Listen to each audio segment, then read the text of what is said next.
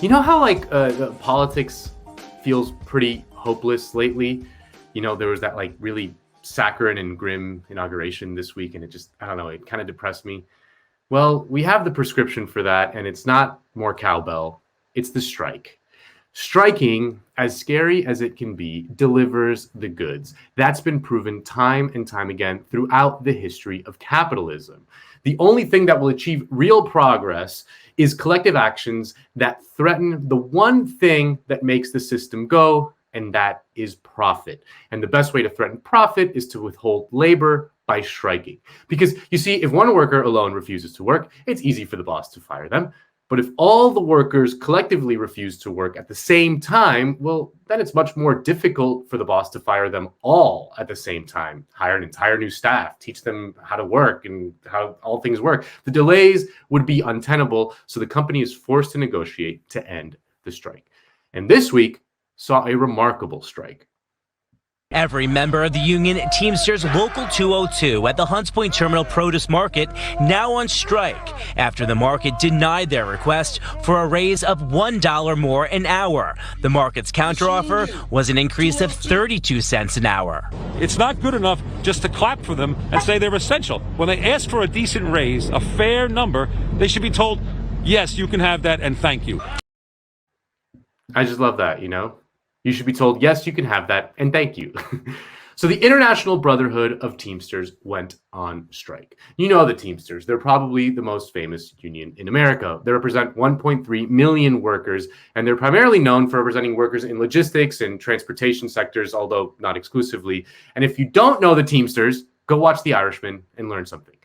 So last Sunday, 1,400 Teamsters went on strike for better pay, and you must think to yourself, 1,400 workers. I mean, that doesn't sound like that many people. I mean, I've played high school soccer matches in front of 1,400 people, and trust me, I wasn't that good. But not so fast. 1,400 workers actually have a ton of power, like way more than you realize. You see, those 1,400 workers are essential for the largest wholesale food market in the world.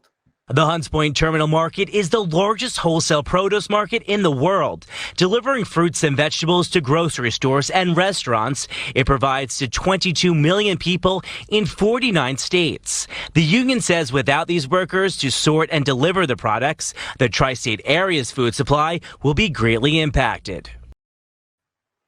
So yeah, 1,400 workers are needed to send food to 22 million people over 49 states. I mean, think about the amount of businesses that need that to survive.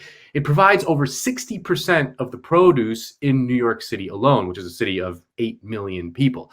So think about the power that they have and how now they are exercising it. We've gone through a lot, to, take care of our community, to make sure that we have food on the table for them. Of course, soon after they called the strike, the police responded by arresting several of the strikers. Monday night, tensions boiled over as several members were arrested after temporarily blocking trucks from entering the market. Ordered to leave the roadway and utilize the available sidewalk. But according to Jacobin's Alex Press, the arrests only strengthened the union's resolve. She writes, quote, "If striking in freezing temperatures is always a challenge, in recent days, the atmosphere has grown festive despite a heavy police presence. Video from the action shows a backdrop of Bad Bunny and fireworks, with strikers drinking hot chocolate and warming themselves near a fire. After several strikers were arrested late Monday night, supporters rallied. Other union members from nurses and teachers to Verizon workers have traveled to the market's entrance at 772 Edgewater Road to reinforce the line. Organizations such as Democratic Socialists of America have done likewise, organizing food and coffee distribution and collecting donations." And some of the videos did show a pretty festive atmosphere.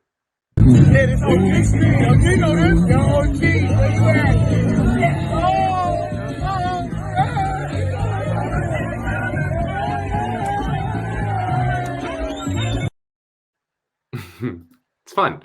And in a show of solidarity, when a shipment of merchandise showed up at the Hunts Point market, the striking workers went up to the freight conductor and told them that they were in fact in the middle of a strike and, well, let them explain what happened. So, as of 7:35 p.m. tonight, CSX trying to deliver 21 freight cars of merchandise into the Hunts Point market. Our guys, our captains, Our union guys came there, asked them to support our union. The locomotive engineer came out, saw them, said, we're Teamsters too. Turned the freight car right back around, headed back to Ohio. Another victory, another day longer, another day stronger. We're going to get this contract come hell or high water. Thank you. And while every single national politician in the country was at the Joe Biden inauguration in D.C., Representative Alexandria Ocasio-Cortez was not. To her immense credit, AOC skipped the inauguration and joined the Teamsters on the picket line. There, she spoke about the episode with the freight conductor and the meaning of solidarity. And our brothers and sisters loading those trucks are feeding, and 60% of all the food coming through. And we're talking about these horns honking because the other night that truck came in and they stood up and talked to them and they said, listen, man, this is what's going on. And he said, you know what? I'm a Teamster too. I'm turning around going back to Ohio.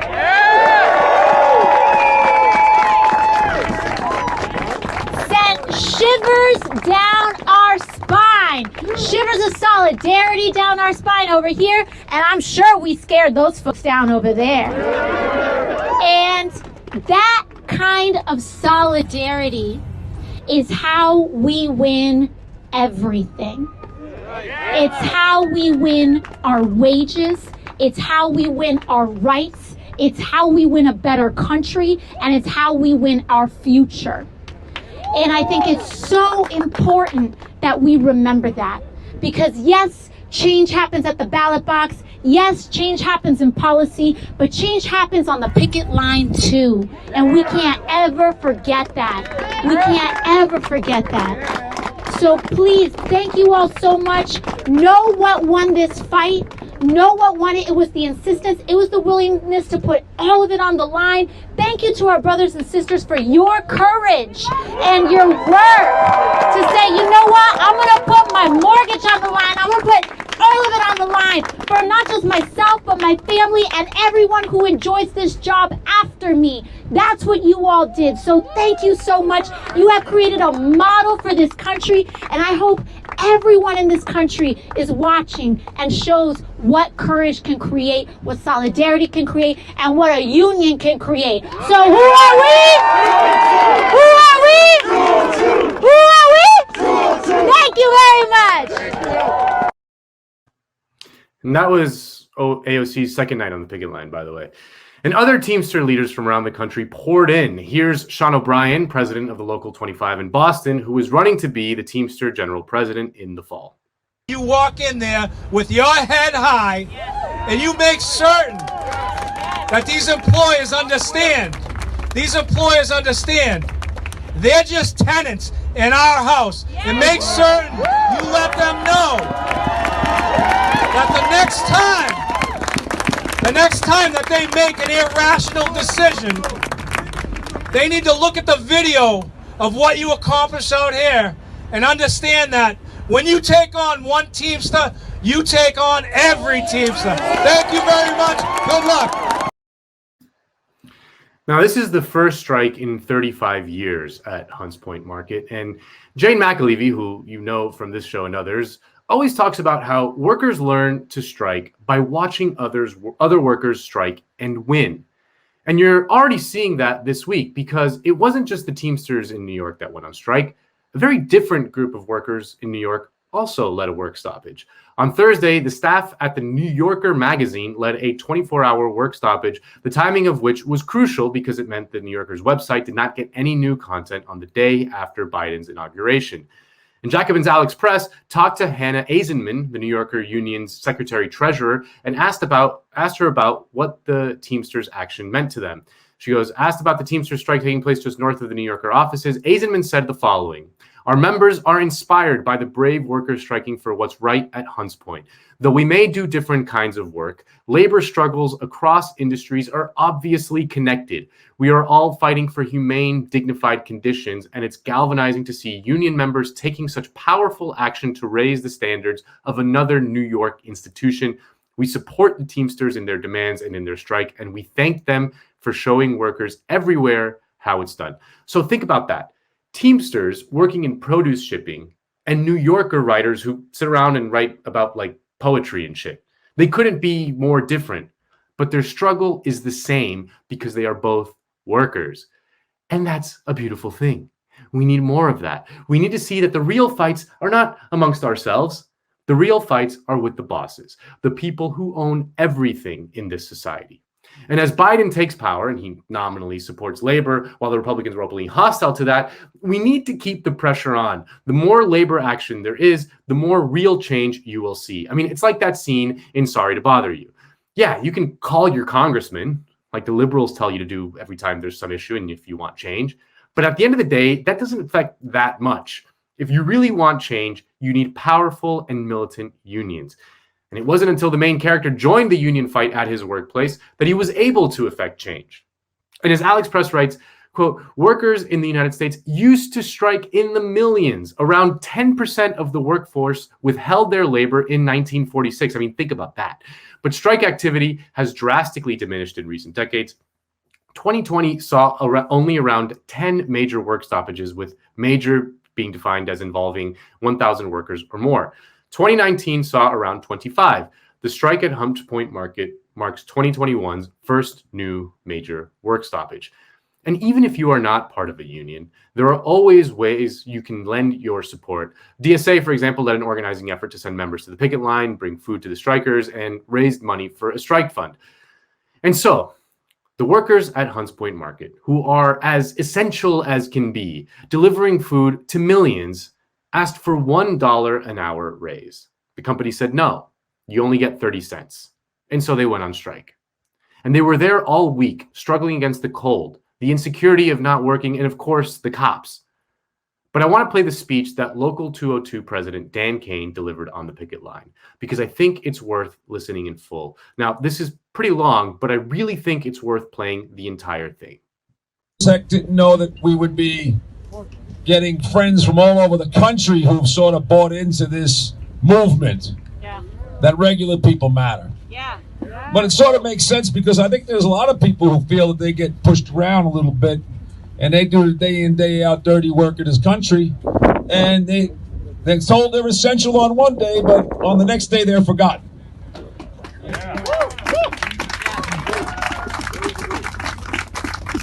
So we took this battle on, and we hit the streets, and we had so many friends show up that we lost count. We lost count. We had our friends in the Teamsters Union, like our friends from New England, and Local 25, Sean O'Brien. Friends in New York, Chris Silvera's in the audience. We have Local 817.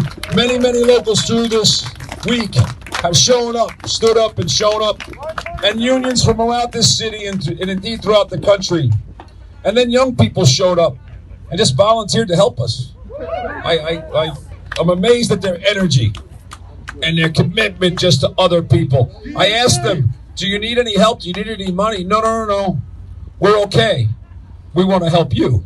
I just was amazed at their effort and their consistency, because they kept showing up. And I'm surprised the amount of food we've had here and people taking care. We've had people send us supplies from as far as Texas and California. Oh, we saw you on TV and we wanted to help. And I think it's because the issue is such a simple one, that regular people matter. That they matter, and that they should be able to stand up and stick up for themselves. And we've had politicians in our area that I've been very, very impressed with.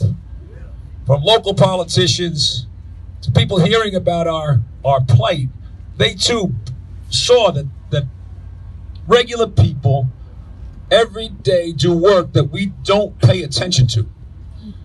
We do not know how things get to where they be. How do they get on our table? Well, it had to start in the farm, had to get on a truck or a train or an airplane and move around the country and get here and then get unloaded. And this is not just this industry, but all the industries that supply the essential goods and services of this country and make them. That's what we do. And essential workers cannot telecommute. They cannot stay home. And they were essential long before the pandemic. Long before the pandemic. And we have had a country that sort of has not recognized them. Has said that, well, does it matter the work that they do? And I think that people are tired of that. And our members are tired of it. And we took on this battle.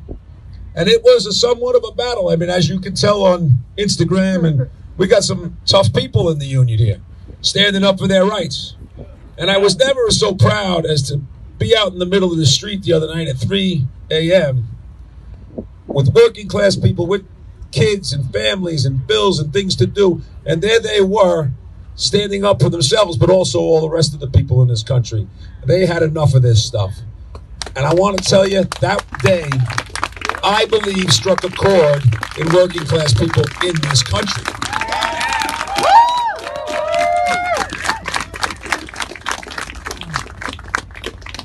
And we weren't at the bargaining table, and we didn't know whether we'd get a contract. And we've had a contract at the produce industry, the union, 80 years, 90 years, something like that. The union's 100 years old. And all the things that we fought for were on the line. Every benefit in that contract was on the line if we lost.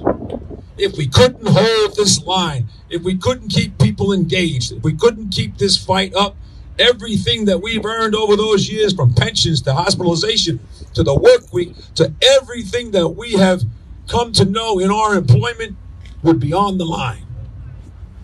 And we did not know if we were going to prevail or we were going to get back to the bargaining table. But it was because of the pressure and the effort of our membership and the rest of the people that showed up, we got back to that bargaining table.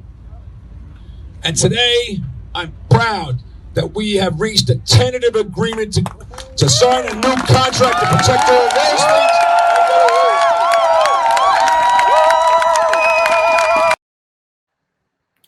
So remember, they asked for $1.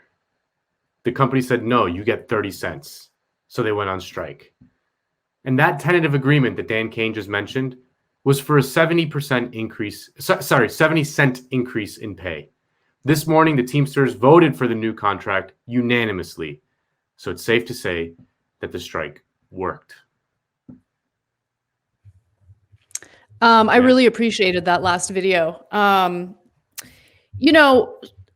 So I'll talk about, so I guess, more substantive thoughts I have, but let me just talk about, I guess, emotional thoughts I have first, since that video had an impact on me. The world feels like such a cold, dark place, and the people in it feel cold and dark. I mean, especially considering like the insanely ego-driven, narcissistic industry that we work in.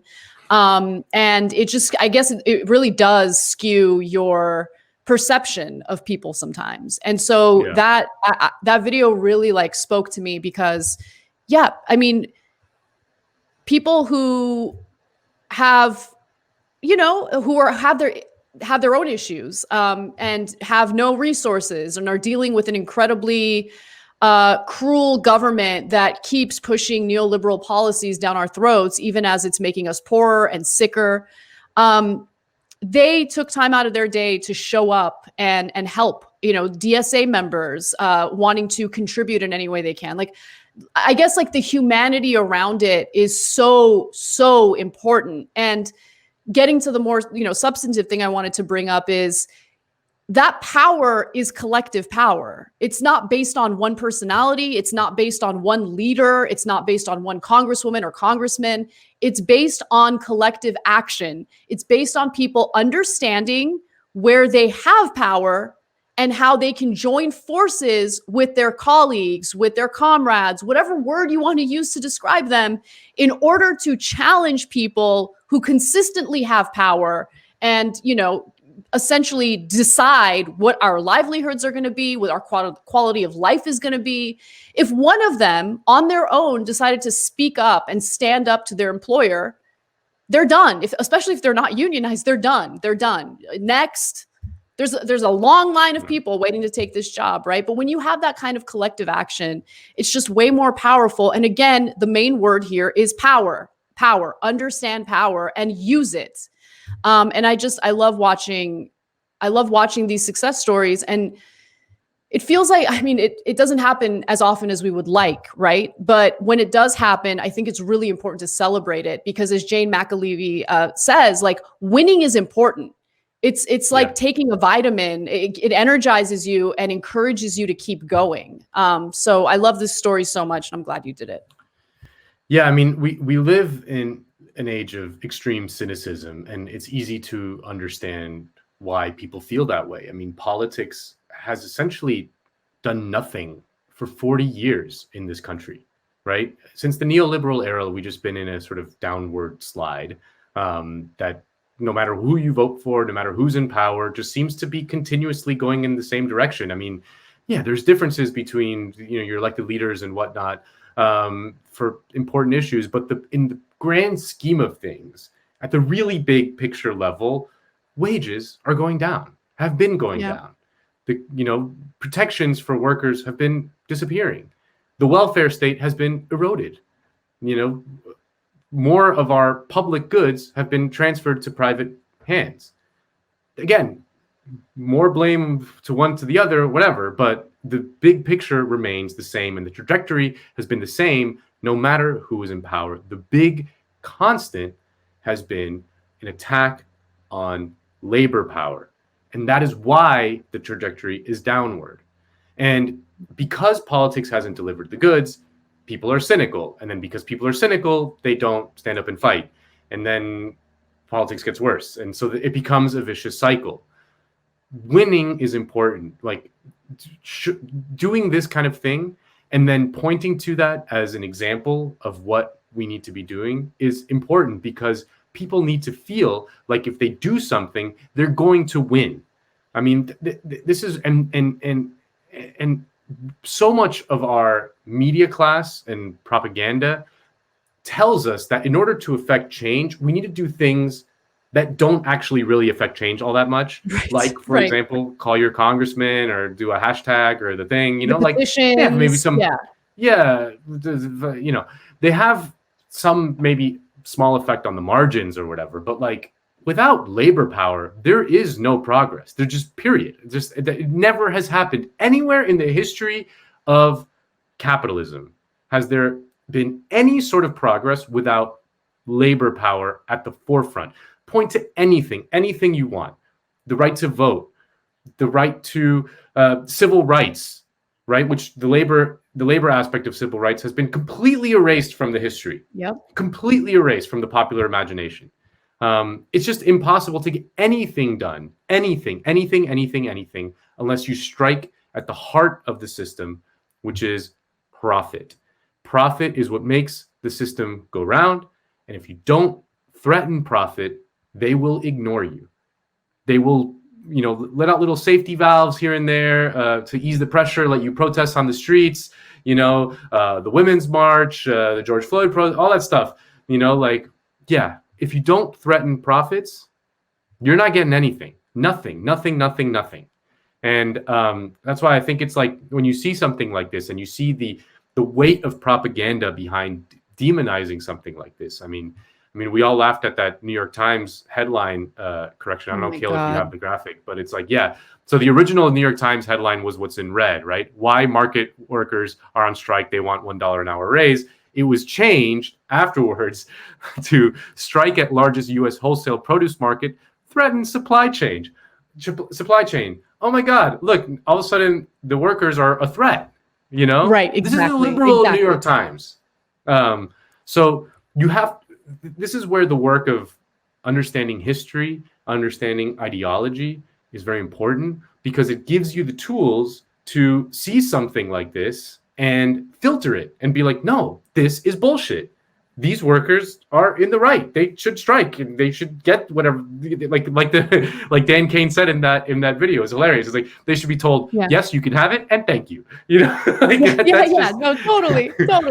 No, I love that video so much. It was so good. No, and by the way, just more context with that headline, because right now the New York Times is making a very obvious and concerted effort to appear as objective as possible, right? In their minds, they think they're trying to appear objective by kowtowing to conservatives and Republicans. One example is an editor who edits their live section had tweeted something so benign about, like, on Inauguration Day in regard to Joe Biden landing in DC, she said something along the lines of, I have chills. That's it. They decided to end her contract because they think that it's too partisan to say that she has chills. And then at the same time, there was a press conference with Jen Psaki, the White House press secretary, where a New York Times reporter raised his hand and asked, why doesn't Biden have a Republican in his cabinet? But see, they do those things because they don't want to appear biased. But that headline change shows you the exact bias that they've had, that they've been having, and will continue to have moving forward. The anti-labor bias, the anti-worker bias, you're going to see that over and over again. And it's incredibly frustrating. Yeah. Yeah, I mean, the media and everything in our society these days is filtered through a partisan lens, which is really filtered through a culture war lens. And that is just so destructive to the kind of change that we would support at Jacobin, for example.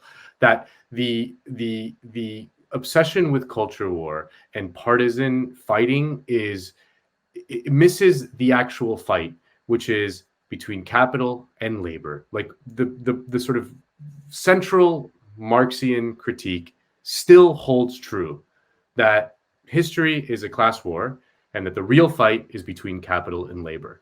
And if we can reorient things into that fight rather than kind of obsessing over culture war bullshit, we'll have a chance, because we're not going to solve anything by fighting the culture war. I mean, climate change, like, are you crazy? You know, like there was a study that came out last year that the global 1% are responsible for more emissions, greenhouse emissions, than the bottom, they're responsible for twice as many greenhouse emissions than the bottom 50% of the world, right? Not just more, twice as much, right? So you don't think we're going to solve climate change by fighting a class war? Like, that's the only way to solve it. I mean, that global 1%, they're the bosses, they're the capitalists, they're the people who own everything. The bottom 50% of the people who own nothing. And until we reorient the fights that we have in our society to that instead of that, we're not getting anywhere. I absolutely agree. I would just make one slight, I guess, point of clarification, and it's new. It's really nuanced, but you know, I agree with you on the culture wars, but also be incredibly skeptical of Steve Bannon types or Tucker Carlson types who use certain rhetoric to appeal to workers while providing the, in their minds, solution of nationalism as a response. Because remember, people like Steve Bannon, who likes to talk, was facing charges for literally stealing money from donors. He created like some fake, fundraising effort in order to build, the Kickstarter to like raise money for Trump's wall. And then he just pocketed the money, because that's who Steve Bannon is. He doesn't care about workers. He doesn't care about, protections to prevent people from getting ripped off. He loves to take advantage of that stuff, but he certainly does love the nationalist message. And what I really always appreciated about, and I know I bring him up a lot on the show, I can't help it, but the work that Michael Brooks did, was that he had an internationalist response, an internationalist solution to it, right? The workers in other countries, we're pitted against them right now under this system. And that's what people like Steve Bannon will take advantage of to persuade people that we need to pursue nationalistic politics. But no, those are our friends. Those are workers that we should work with to do something about the fact that workers across the globe are getting crushed right now, rather than, push toward this like racist, isolationist, nationalistic way of doing things. Well, but it shouldn't come out of the goodness of our hearts. Like, it's not essentially a moral argument or anything like that. It's a practical argument. Like, if you don't support kind of an internationalist vision, I mean, capital can move around very easily. Move a few buttons on the computer and it's gone, and it can move around very easily. And it could, that's why, but workers can't do that. Like, it's not easy to move from, Topeka, Kansas to Chengdu in China. It's just not, where capital can just go, like in less than a second, it's gone. So unless you support an internationalist vision, you're always going to get screwed. Like, these sort of nationalist appeals are never going to be enough. They're like a false promise. I mean, I did a whole segment on right populists on this show a few months ago. It's just it's a way to, it's like a trick. It's not real. It's not it's so, but those are, I mean, Steve Bannon and Tucker Carlson are very rich people. Like, they're millionaires, both of them. You know, you should not listen to millionaires almost ever on anything. Like, safe to blanket rule of thumb, good to ignore millionaires almost in every single you'll be better off doing that in general. So yeah, I mean, it's not, and this is where so many, like, the sort of liberal the liberal instinct is to appeal to guilt or morality, like, look at those poor people or whatever. And it's like the sort of traditional left impulse is to appeal to people's self-interest, and that is the only way you're going to build some sort of meaningful coalition, because if you don't like find solidarity with your fellow man and your fellow worker, not just in your country but in the countries abroad, capital will go away, leave and go to another place. The wires, there's got wires and stuff that I don't even know how it works. If you click on the computer, and I know how it works. I see it in my bank account every month. Like, whoop, it's gone. But yeah, no, I totally agree. And that was a fantastic segment.